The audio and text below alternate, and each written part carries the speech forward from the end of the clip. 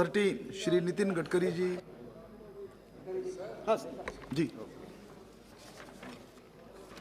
सम्मान्य speaker महोदय, आदरणीय वित्त मंत्री जी ने इस समय बजट में स्क्रैपिंग पॉलिसी के बारे में घोषणा की थी। ये पॉलिसी हमारे देश के विकास के दृष्टि से और पर्यावरण के दृष्टि से भी बहुत महत्वपूर्ण है और उसके इम्प्लीमेंटेशन के बारे में उन्होंने हमें अधिकार भी दिए थे। उस पॉलिसी की घोषणा मैं आपके अनुमति से करना चाहता हूँ। माननीय स्पीकर महोदय, भारत में 51 लाख हल्के मोटर वाहन हैं जो 20 वर्ष से अधिक पुराने और 34 लाख हल्के मोटर वाहन हैं जो 15 वर्ष से अधिक पुराने हैं। वैध फिटनेस प्रमाण पत्र के बिना लगभग 17 लाख मध्यम और भारी कमर्शियल वाहन हैं जो 15 वर्ष से भी अधिक पुराने हैं। पुराने वाहन फिट वाहनों की तुलना में 10 से 12 गुना अधिक प्रदूषण और हवा को प्रदूषित करते हैं और सड़क सुरक्षा के लिए भारी जोखिम है। आपको पता ही होगा स्पीकर महोदय कि ये काला धुआं छोड़ छोड़ के जाते हैं और जिसके कारण उनका डीजल और पेट्रोल का एवरेज भी कम होता है, वो उसके कारण भी नुकसान होता है। और पोल्यूशन के कारण दिल्ली जैसे शहर में और पूरे देश में हमने किस प्रकार की समस्या का सामना किया, ये भी आप सब लोग जानते हैं। स्वच्छ पर्यावरण, वाहन चालक एवं पदयात्रियों की सुरक्षा के हित में सड़क परिवहन और राजमार्ग मंत्रालय ने voluntary vehicle fleet modernisation programme VVMP अथवा स्क्रैपिंग नीति की शुरुआत कर रही है। माननीय वित्त मंत्री जी ने जिसका उल्लेख अपने बजट के भाषण में किया था। यहाँ एक ऐसी विन विन पॉलिसी होगी जिससे कि न केवल पुराने वाहनों को स्क्रैप करने का प्रोत्साहन मिलेगा, बल्कि नए वाहनों को खरीदने के लिए सामान्य जनमानस को आर्थिक सहूलत भी मिलेगी। माननीय स्पीकर महोदय, हमारे देश में लगभग 8 लाख करोड़ का क्रूड ऑयल आयात होता है, पेट्रोल डीजल, जिसमें कि न केवल देश की आर्थिक परिस्थिति पर दबाव पड़ता है और पुराने वाहनों की पुरानी इमिशन टेक्नोलॉजी के वजह से अत्याधुनिक प्रदर्शन भी होता है। ये जो BS4 था, हमने सबने मिलकर वो BS6 किया है और जिसके कारण पर्यावरण की समस्या काफ़ी बड़े प्रमाण में उसके कारण भी सोल्यूशन निकला है। ये जो स्क्रैपिंग पॉलिसी है, ये एक ऐसी परिस्थिति निर्माण करेगी जिससे scrapping centres, automobile industry, component industry और सामान्य लोगों को इसका फ़ायदा होगा। सर, पंजाब में एक यूनिट ऐसा शुरू है कि वर्ल्ड में जो छोटे छोटे देश हैं उनको पुरानी गाड़ियों को स्क्रैप करने की सुविधा नहीं है। आदरणीय इसके जहाज़ परिवहन के मंत्री यहाँ उपस्थित थे। उस समय मैं उसका मंत्री था, तो हमने 18 मीटर का ड्राफ्ट किया है। तो दुनिया भर का 2 लाख टन का ये पूरा ऑटोमोबाइल का वेस्टेज हमारे देश में आएगा, क्योंकि हम एल्यूमिनियम इंपोर्ट कर रहे हैं, हम कॉपर इंपोर्ट कर रहे हैं, हम प्लास्टिक कई बार इंपोर्ट करते हैं। तो ये जो पूरी गाड़ियाँ आएगी भंगार में, इसको पूरी तरह से अलग अलग करके ये रॉ मटेरियल इससे बनेगा और इसके इंडस्ट्रियल क्लस्टर MSME में हम बना रहे हैं। तो ये जो कांडला जैसी जगह है जहाँ 18 मीटर का ड्राफ्ट है, टुटीकोरिन है, तो वहाँ पोर्ट के बाजू में भी ये क्लस्टर बनाने की योजना है और जिससे हमारे ऑटोमोबाइल कंपोनेंट की कॉस्ट 40% कम होगी। माननीय स्पीकर महोदय, हमारी ऑटोमोबाइल इंडस्ट्री की आज का टर्नओवर 4,50,000 करोड़ का है और उसमें 1,45,000 करोड़ का हमारा एक्सपोर्ट है। और मुझे बताते हुए खुशी हो रही कि हमारी जो 2 व्हीलर की इंडस्ट्री है, जिसमें हीरो है, बजाज है और TVS है, ये तीनों भी अपना 50% से ज़्यादा प्रोडक्शन एक्सपोर्ट कर रही है। तो ये जो स्क्रैपिंग पॉलिसी के कारण प्लास्टिक, कॉपर, एल्यूमिनियम, स्टील, ये रॉ मटेरियल्स, रबर, ये रिसाइकलिंग होने के कारण कॉस्ट कंपोनेंट की सस्ती होगी और हम और कॉम्पिटिटिव बनेंगे और उसके कारण हमारी 4.5 लाख करोड़ की इंडस्ट्री 5 साल में 10 लाख करोड़ की बनाने का हमने योजना बनाई है। और मुझे बहुत खुशी है कि एक तरफ स्क्रैपिंग मटेरियल को जैसे हम दे रहे हैं, उपलब्ध करा रहे हैं, वैसे हमने ethanol, methanol, biodiesel, bio CNG, electric और हाइड्रोजन फ्यूल सेल को भी हमने सिलेक्ट किया है। माननीय ऊर्जा मंत्री यहाँ उपस्थित है, मैं एक कार्यक्रम में उनके साथ गया था, उन्होंने भी इलेक्ट्रिक वाहनों को बहुत इंकरेज किया है। सर, ये जो लिथियम आयन बैटरी होती है, इसके लिए भी हमने अभी स्पेशल हमारे विभाग ने हमारे यहाँ ट्रांसपोर्ट में वो आता है, तो इसमें भारत सरकार की सभी संस्थाओं को बुलाया था, इसरो से लेकर DRDO से लेकर हमारी सभी लेबॉर्ट्रीज और साइंटिस्ट को। तो इसमें लिथियम आयन बैटरी 81% हिंदुस्तान में बन रही है। और मैं आज इस सदन में विश्वास के साथ बताता हूँ कि ये कोई बात चर्चा करते हैं कि लिथियम आयन का स्टॉक किसी और देश ने ले लिया है, वर्ल्ड में कमी है, ऐसा कुछ नहीं है। आने वाले समय में 1 साल के अंदर 100% lithium ion battery make in India और मेड इन इंडिया होगी। और 2 साल के अंदर मैं अनुमान और विश्वास के साथ बता रहा हूँ कि पेट्रोल व्हीकल की 2 व्हीलर, उसकी 4 व्हीलर और डीजल की बस, इसकी कीमत जो आज इलेक्ट्रिक व्हीकल की बहुत ज़्यादा है, 2 साल के अंदर पेट्रोल और डीजल के ये 2 व्हीलर, 4 व्हीलर और बस, ये इक्विवेलेंट टू इलेक्ट्रिक व्हीकल की कीमत उतनी होगी और फ्यूल का खर्चा 10 गुना कम हो जाएगा। तो आप सबको मैं अनुरोध करूंगा कि आदरणीय ऊर्जा मंत्री जी इलेक्ट्रिक कार यूज़ कर रहे हैं। मैंने अपने कॉन्स्टिट्यूंसी में अभी मैं वहाँ बुलेट प्रूफ कार छोड़ दी, मैं भी इलेक्ट्रिक कार यूज़ कर रहा हूँ। तो आप सब लोग भी धीरे धीरे बायोफ्यूल और इलेक्ट्रिक पर जाइए। देश की आयात जो है वो कम करना है, प्रदूषण को कम करना है, import substitute cost effective pollution free और इंडिजिनस, और ये स्क्रैपिंग पॉलिसी इसमें बहुत बड़ा कंट्रीब्यूट करेगी और उसका फ़ायदा होगा। ये गाड़ियों के स्क्रैपिंग के वजह से स्क्रैप मटेरियल जो तैयार होगा उससे काफ़ी वैल्यू एडिशन भी होगा।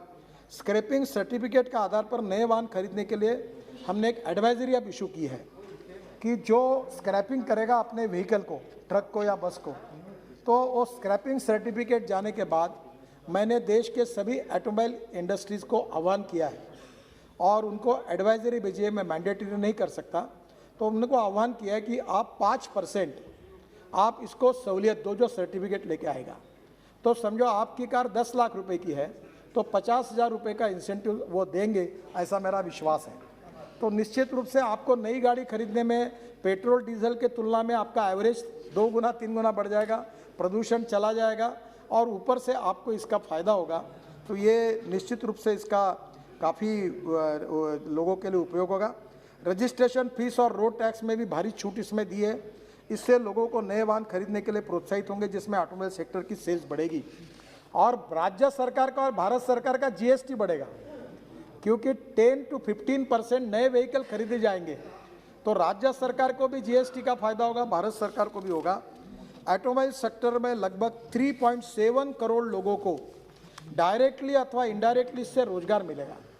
ये देश की सबसे ज़्यादा रोजगार देने वाली इंडस्ट्री है और हिंदुस्तान ये 5 साल के अंदर ऑटोमोबाइल इंडस्ट्री के अभी सभी देश के वर्ल्ड के ब्रांड, अभी टेस्ला भी आ रहा है, अभी मर्सिडीज से लेकर BMW से लेकर दुनिया के सब ब्रांड हिंदुस्तान में है। और 5 साल के अंदर हिंदुस्तान ऑटोमोबाइल मैन्युफैक्चरिंग का वर्ल्ड का नंबर 1 हब बनेगा। ये पॉलिसी से इसको बहुत ताकत मिलेगी। इसमें टर्नओवर 7.2 लाख करोड़ का एक्सपेक्टेड है। इंडस्ट्री ने इस साल लगभग 15 लाख करोड़ का जीएसटी भरा है। स्क्रैपिंग पॉलिसी के लागू होने पर केवल इन आंकड़ों में वृद्धि होगी, पर scrapping centres, automatic fitness centres की वजह से 10,000 करोड़ का अतिरिक्त निवेश होगा। मैं आप सब सांसदों को आह्वान करता हूं कि हमारे देश में पीपीपी मोड में ड्राइविंग ट्रेनिंग इंस्टीट्यूट और फिटनेस और पोल्यूशन सर्टिफिकेट देने वाले इंस्टीट्यूट हमको खोलना है। हम भारत सरकार से उसके लिए अनुदान दे रहे हैं। तो आप ये ड्राइविंग स्कूल और ये दोनों एक करके, अगर आपके विशेष रूप से जो बैकवर्ड क्षेत्र है, अब देश में स्पीकर महोदय 22 लाख ड्राइवरों की कमी है, लोगों को रोजगार चाहिए। तो आपके क्षेत्र में ये driving training centres, fitness centre और पोल्यूशन सर्टिफिकेट सेंटर आप खोलिए। भारत सरकार से हम इसके लिए अनुदान भी देंगे और आपको मदद भी करेंगे। बैंक भी इसके लिए आपको लोन देने के लिए तैयार है। इससे एम्प्लॉयमेंट भी क्रिएट हुआ। अलाइड सर्विस सेक्टर और R&D जैसे क्षेत्र में भी इसके कारण बहुत रोजगार मिलेगा। स्क्रैप मटेरियल के ऐसे एलिमेंट्स भी प्राप्त होंगे, जैसे इलेक्ट्रिक व्हीकल में जो बैटरी का रिसर्च का काम हो रहा है, उसमें उदाहरण के लिए NdFe मैग्नेट पुराने गाड़ी में निकलता है, जो एक रेयर अर्थ एलिमेंट न्यूडोनियम से मिलता है और वो काफ़ी महत्वपूर्ण मैग्नेट है जो EV में लगता है। तो वो उसी को निकालकर उसको प्रोसेसिंग करके वो EV में जाएगा, तो कॉस्ट भी कम होगी और फ़ायदा होगा। ये मैग्नेट केवल इंपोर्ट होता है, अभी हमारे देश में नहीं होता, तो ये हमारे देश में तैयार होगा। नियमित स्प्रैकिंग अगर की जाए तो उससे नियोडियम भी प्राप्त होगा, जिसमें ये मैग्नेट भारत में बन सकेंगे। लिथियम, एल्यूमिनियम, सोडियम और जिंक, ये जैसे लिथियम आयन बैटरी है तो sodium ion, aluminium ion, steel ion और इसके साथ साथ जिंक आयन, ये चारों का भी हमारे देश में रिसर्च हो रहा है। और 2-3-4 साल लिथियम आयन बैटरी बनाएंगे, बाद में ये तो एम्पल लेवल पर है और हमारे देश के टेक्नोलॉजी में इतना आगे जा रहे हैं कि हम इसमें निश्चित रूप से आगे वर्ल्ड का लीडरशिप हमारे पास में आएगी। नए वाहन में पुराने वाहन के मुकाबले मेंटेनेंस कॉस्ट भी कम है, फ्यूल इफिशिएंसी भी ज़्यादा है और प्रदूषण भी कम है। मैं सभी स्टेक होल्डर्स के इंटरेस्ट में एक अपप्रचार किया जा रहा है कि तुम्हारी पुरानी गाड़ी स्क्रैप होगी, तुम्हारा नुकसान होगा, गरीब का नुकसान होगा, ऐसा नहीं है। इससे निश्चित रूप से फ्यूल इफिशिएंसी में फ़ायदा होगा।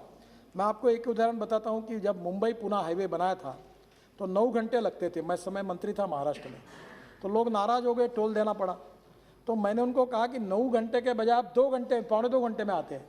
तो 9 घंटे जो गाड़ी चलती है उसके बजाय 2 घंटे में आते हैं तो फ्यूल कम हो गया। जब आपने अभी नई कोई गाड़ी का इंजन होता है, उसका एवरेज अभी इतना बढ़ता है और पुराने गाड़ियों का उससे आधा से भी कम होता है, धुआं छोड़ता है। तो ये फ्यूल की बचत भी इसमें है, इसलिए ये कोई जनता को भुर्दंड देने वाली बात नहीं है। और इसलिए सभी स्टेक होल्डर्स के इंटरेस्ट को देखते हुए हमने इसको ये शुरू किया है। इसका नोटिफिकेशन 30 दिनों की अवधि के लिए पब्लिक डोमेन में रहेगी। स्क्रैप में क्राइटेरिया मुख्यतः वाहनों के फिटनेस और कमर्शियल वाहनों के मामलों में ऑटोमेटेड फिटनेस के माध्यम से जो केंद्र होंगे वो उसके बारे में नॉन रजिस्ट्रेशन के आधार पर होगा।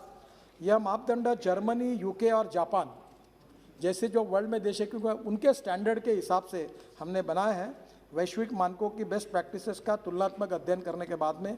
और ये फिटनेस टेस्ट में असफल होने अथवा इसमें रजिस्ट्रेशन प्रमाण पत्र का नवीन करने में असफल होने पर इसे एंड ऑफ लाइफ व्हीकल घोषित किया जाएगा। अब ये ख़त्म करो, इसको डिस्ट्रॉय करो। तो वाहनों के फिटनेस निर्धारित करने के लिए बहुत साइंटिफिक तरीके से इसका अध्ययन करके किया है। इमिशन टेस्ट, ब्रेकिंग, अन्य परिणाम संरक्षा उपकरण केंद्रीय मोटर वाहन नियम 1989 के अनुसार है।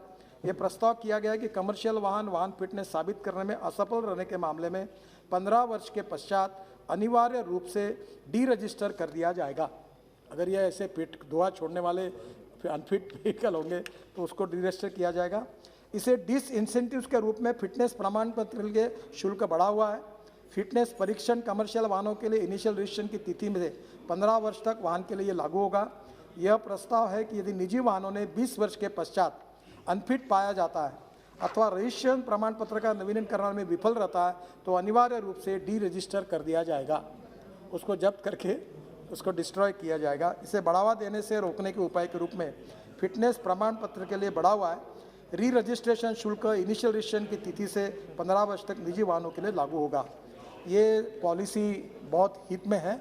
आज इसकी घोषणा करते हुए मुझे खुशी हो रही है। आप सब इसमें ज़रूर सहयोग करिए और fitness centre, pollution centre, driving training centres की सरकारी योजना हर जिले में 2-2, 3-3 हमको देनी है। आप जरूर इसमें आगे आइए, हम आपको सहयोग करेंगे। बहुत बहुत धन्यवाद। नमस्कार।